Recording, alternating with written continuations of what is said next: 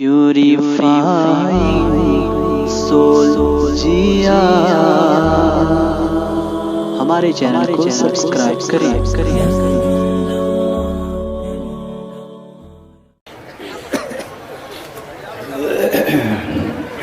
السلام علیکم ورحمۃ اللہ وبرکاتہ۔ وعلیکم السلام۔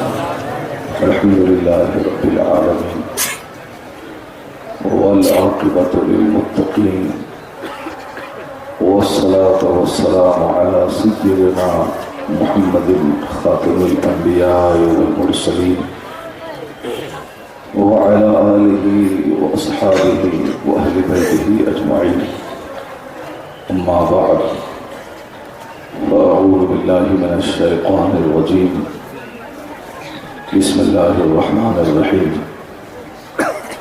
قد افلح من تزکى وذكر اسم ربه فصلى بل تؤثرون الحياة الدنيا والآخرة خير وأبقى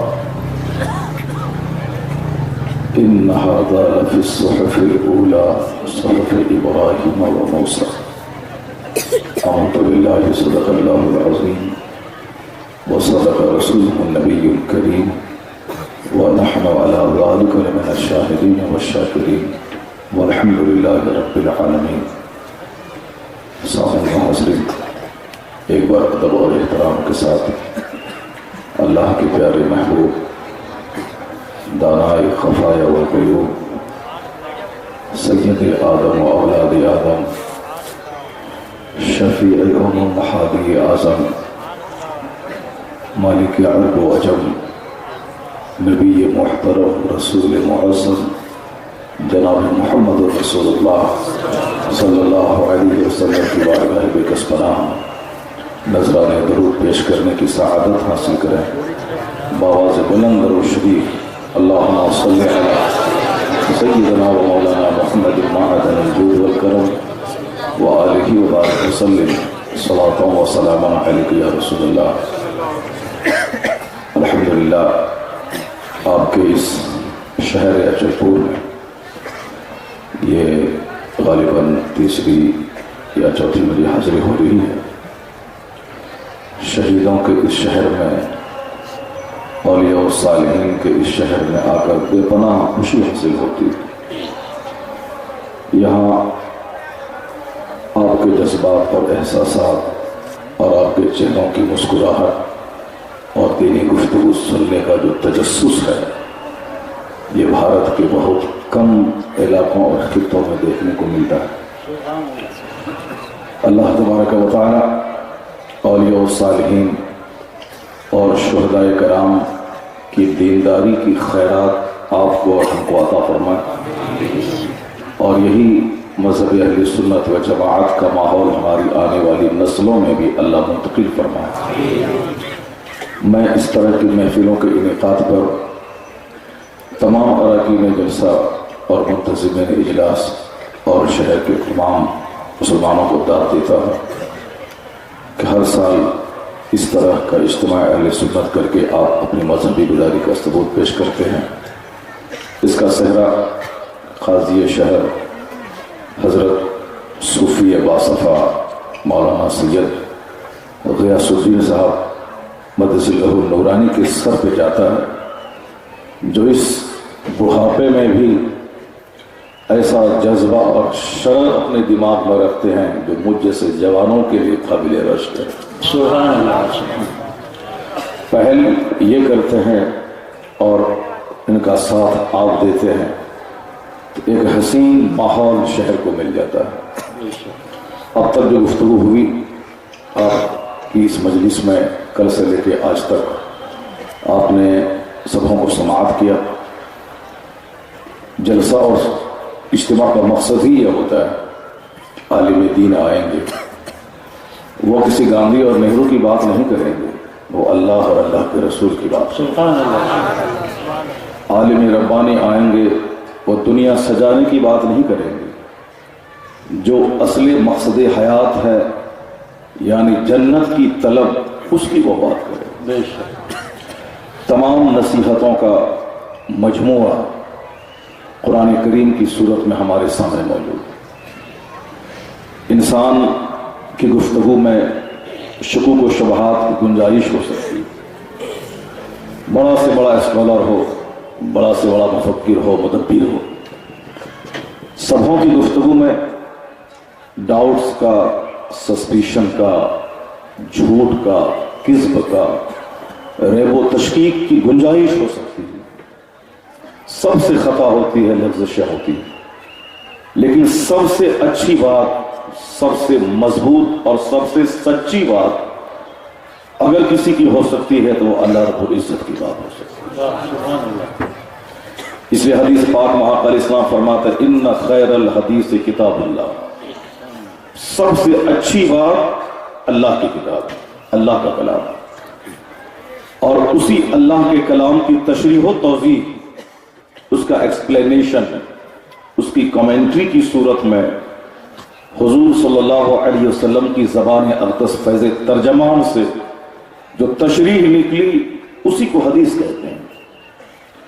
तो कुरान करीम सबसे लाजवाब कलाम, उसकी तशरीह व तौज़ीह आक़ाए दो जहां अलैहिस्सलाम की हदीस वो भी लाजवाब।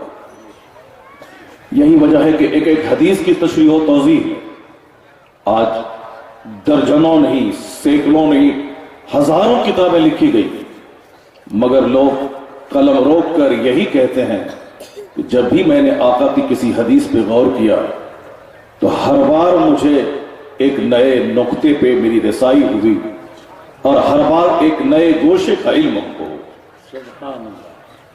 यानी दूसरों की बात पुरानी हो जाती है, अल्लाह का कलाम, अल्लाह के रसूल का कलाम पुराना नहीं होता। आदमी जैसे जैसे पढ़ता रहता है उसकी लज्जतें बढ़ती चली जाती है। अल्लाह के नाम की जो लज्जतें हैं उसका एहसास इसी से करें।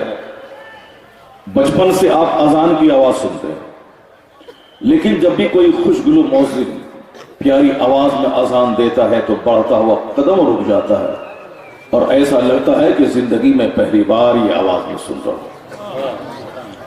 बचपन से कुरान करीम की तिलावत में सुनता हूं रमजान में तरावी की नमाज, लेकिन जब भी आप कुरान करीम तवज्जुह के साथ और इन्हिमाक के साथ आप सुनते हैं तो आंखें आंसू बहाने लगती हैं, रोंगटे खड़े हो जाते हैं, दिल पसीज जाता है। और ये कुरान करीम के एजाजात में से है कि वइज़ा समिअू मा उनज़िला इला रसूल तरा अयुनहुम तफीदु मिनद-दम, यानी जब वो अल्लाह के कलाम को सुनते हैं तो उनकी आंखें आंसू बहाने लगती हैं। वतक़शइरु मिन्हु जुलूदुल लज़ीना यख़शौना रब्बहुम, यानी वह लोग जो अल्लाह से डरते हैं वह जब अल्लाह के कलाम को सुनते हैं उनके रोंगटे खड़े हो जाते हैं, वो अल्लाह से डरने लगते हैं। दूसरों की गुफ्तगू मुस्कुराते हुए, दूसरों की गुफ्तगू हंसी और मजाक के तौर पर, दूसरों की बात की तनकीद की निगाह से लोग सुनते हैं, लेकिन एक ही वाहिद कलाम अल्लाह का है जिसके सुनने के बाद दुश्मनों की भी पेशानी खम हो जाती है। वो भी अगर गौर से सुन ले तो उनकी आंखें भी आंसू बहाने लगती हैं। आज से कई साल पहले रूस में एक मुकाबला क़िरात में जब दुनिया के सबसे बड़े कारी अब्दुल बासित की तिलावत हो रही थी, वह यहूदी व कम्युनिस्ट जिन्होंने कारी साहब की ज़बानी पहली बार कुरान करीम की तिलावत सुनी, जितने भी कम्युनिस्ट और यहूदी थे इस सभाओं के सर झुक गए। जाहिर सी बात है कुरान करीम के नुज़ूल के 1400 साल हो गए, 1400 साल के बाद भी कुरान करीम के इजाजत में कोई कमी नहीं आई। जो भी उसे पढ़ता है, जो भी सुनता है, लुत्फ अंदोज होता है।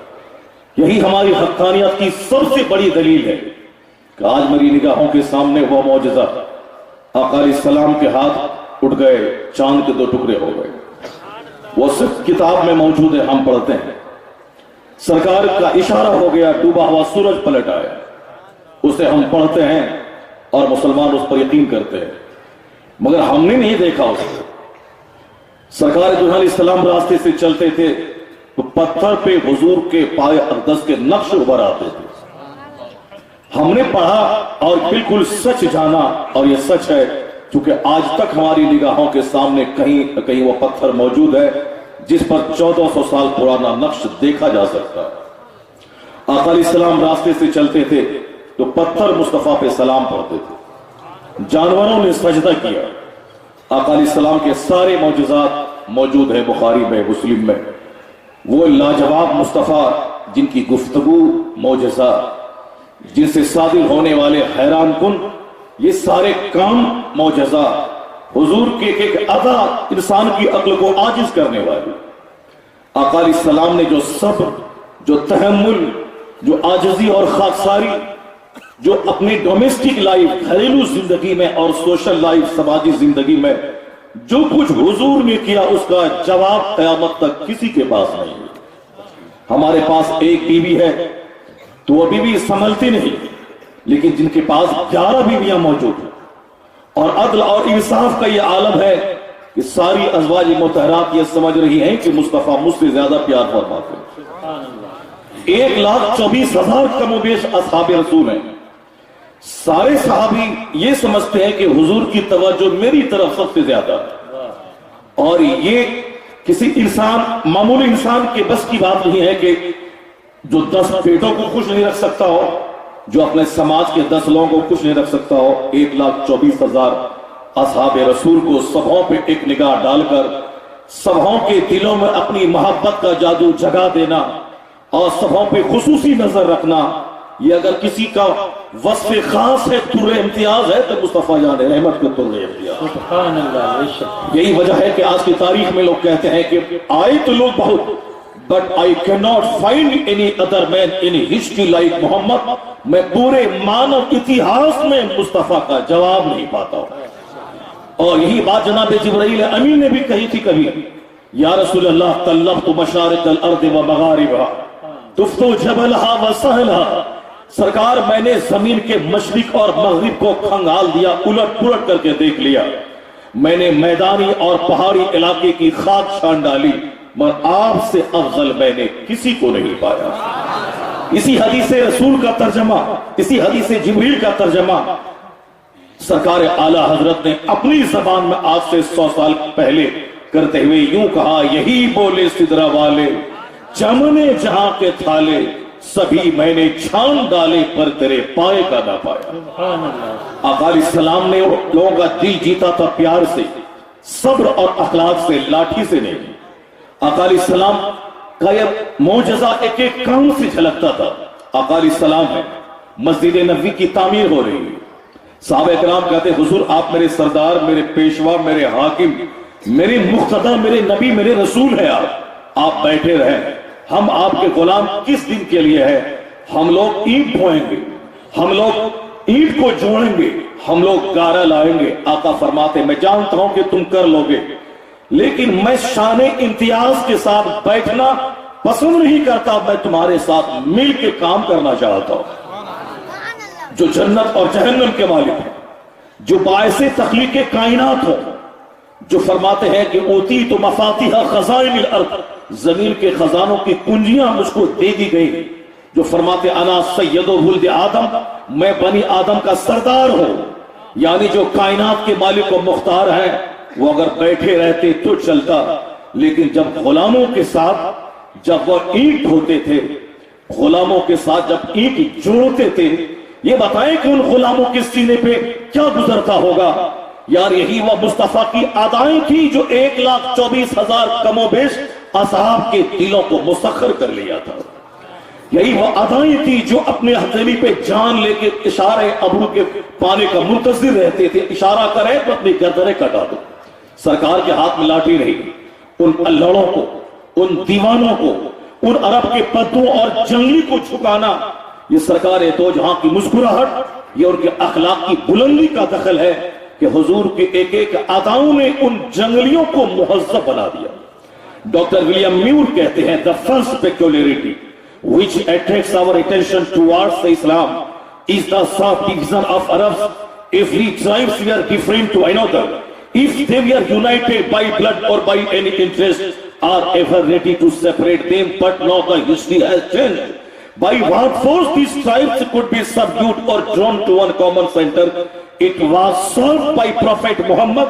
विलियम म्यूर एक तनकीद करने वाला क्रिटिक है, हॉस्टाइल क्रिटिक है, सख्त नुक्ताचीनी करने वाला, वो यहूदी कहता है इस्लाम का वो अजूबापन जो मेरी तवज्जो को बार बार अपनी तरफ खींचता है, वो अरब का इख्तलाफ, अरब का इंतशार, अरब के लोगों का आखिरी हद तक कत्ल और गारतगिरी में डूबा रहना, एक माँ के पेट से पैदा होने वाले दो भाई को ज़बह करना, खानदान की बुनियाद पर कभी एक हो जाए फिर तलवार में आम से निकलती एक दूसरे की गर्दन को मारने को तैयार रहते। वो कहते अचानक इन जंगलियों को इंसान किसने बनाया, उनकी सोच कैसे बदल गई, उनकी फिक्र कैसे बदली, वो अंदर से बाहर से कैसे चेंज हो गए, जिनके जीने का अंदाज बदल गया, जिनके रूह को फेर दिया गया, सीने से नफरतों को मिटा के उन मोहब्बतों का गंजीरा सीने को बना दिया गया। उन अल्हड़ों को जो कालों को इंसान नहीं समझते थे, एक दस्तरखान पे बैठकर खाने का मजाज किसने अता किया। जो अमीरी और गरीबी का फर्क था कि गरीबों को आदमी मानने को तैयार नहीं थे, मगर एक मुसल्ले पे अमीर और गरीब मिलकर खड़े होकर नमाज कैसे पढ़ने लगे, किसने इस जटिल समस्या का समाधान किया। इन अल्हड़ों के हाथ से तलवार को हटा के इनके हाथ में तस्बीह और मुसल्ला और एक दस्तरखान पे बिठा के खाना खिलाया। कहां मुहाजिर कहां अंसार, एक भाई को ज़बह करने वाला 400 किलोमीटर दूरी के भाई को अपनी जायदाद और अपनी प्रॉपर्टी में हिस्सा दिलाने के लिए आगे आने का जज्बा किसने अता किया। वो कहते हैं खुद न थे जो राह पे औरों के हाथी बन गए। वो क्या नजर थी जिसने मुर्दों को मसीहा बना दिया, वह कौन सी नजर थी, किसने इस जटिल समस्या का समाधान किया। वो कहते ये सब कुछ तन्हा मोहम्मद अरबी की मेहनतों से हो गया। It was solved by Prophet Muhammad, यानी इस सख्त पेचीदा मसले का हल मुस्तफा जाने रहमत ने अता फरमा दिया। आका अलैहिस्सलाम के फरमान में आज भी वो कमालात पिन्हा है कि दुनिया के जिस खित्ते का इंसान हुजूर की हदीस को पर अमल कर ले, आज भी बेशुमार मसाइल का हल मुस्तफा जान रहमत की अहादीस में मौजूद है।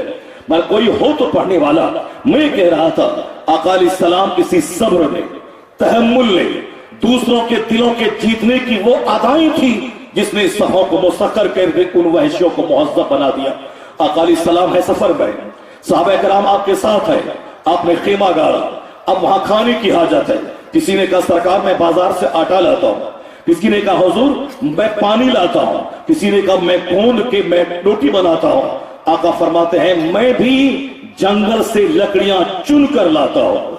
साहबा ने कहा सरकार आप बैठे हैं, मेरे सरताज, मेरे आका, मेरे पेशवा, मेरे रहनुमा है, आप तशरीफ रखें, हम लोग गुलाम काफी हैं। हुजूर फरमाते हैं मैं जानता हूं तुम कर लोगे, मगर मैं तुम्हारे साथ मिल के काम करना चाहता हूं। मैं ये नहीं चाहता कि मैं मुमताज होकर बैठा रहूं। अल्लाह उसे नापसंद करता है जो अपने साथियों के दरमियान मुमताज होकर बैठा रहता है। ये बताएं कि जब मुस्तफा प्यारे तमाम पैगंबरों के सरदार जंगल से लकड़ियां चुन के लाते होंगे और अपने गुलाम के साथ मिल के काम कर रहे होंगे, उन गुलामों का सीना किस कदर पहाड़ हो चुका होगा। यही वो अदाएं थी मुस्तफा की जो उन अरब के जंगलियों को इंसानियत के लिए एक मॉडल बना दिया। आका फरमाते असहाबी कन्नुजूम बिअय्यहिम इक्तदअतुम इहतदअतुम, मेरे सहाबा सितारों की तरह है जिसकी पैरवी करोगे तुम हिदायत पा जाओगे। यानी जो अल्लाह, जो कातिल, जो दुश्मन थे वो हिदायत के मीनारे नूर बन गए कि आका फरमाते हैं मेरे सहाबा सितारों की तरह है, जिसकी तुम पैरवी करोगे हिदायत पा जाओगे। ये निगाह मुस्तफा थी। सरकार ने सिर्फ फरमाया नहीं, हुजूर ने करके दिखलाया, हुजूर ने बताया है। सरकार अलैहिस्सलाम जनाब आयशा रज़ियल्लाहु तआला अन्हा के घर मौजूद है। आपका मामूल था कि जिसके घर में बारी होती वहां ठहरते। मगरिब से लेकर इशा के दरमियान सारी बीवियां वो उस घर में आज तशरीफ ले आती, सरकार गुफ्तगू फरमाते रहते। इशा की आजान होती, फिर हुजूर मस्जिद नबी की तरफ जाते और तमाम अज़वाज मोहतरमात उम्महातुल मोमिनीन अपने घरों का, अपने हुजरों का रुख फरमाती थी। जनाब आयशा की बारी थी, सरकार वहां तशरीफ फरमाते। जनाब सफिया को खाना बनाने में थोड़ी महारत हासिल थी, उन्होंने जल्दी खाना तैयार करके अपने कनीज के हाथ से आका के घर भेज दिया। जनाब आयशा को गुस्सा आ गया, मेरे घर में सरकार की बारी है, मैं खाना बना रही हूं, और उन्होंने खाना कनीज के हाथ से भेज दिया। गुस्सा आया, एक तमाचा उस कनीज के हाथ में आप मार देती है। کھانا سارا نیچے گر گیا, پیالہ ٹوٹ گیا. یہ بتائیں کہ اس وقت کوئی دوسرا شخص ہوتا, چاہے امریکہ کا تھنکر ہو یا ہندوستان کا اسکالر ہو, یا 1400 سال پہلے کا آدمی ہو یا 1400 سال کے بعد کا آدمی ہو, انسان ہونے کے ناطے بشری تقاضوں کے تحت غصہ آتا کہ وہ بھی میری بیوی ہے اور تم بھی میری بیوی ہو, اگر کھانا تیار کر کے پہلے بھیج ہی دیا, اس میں قباحت کیا ہے, تم نے اس کو کیوں مارا, تم نے اس پر ہاتھ کیوں چھوڑا. وہ بہت کچھ سخت اور سست کہتے تھے.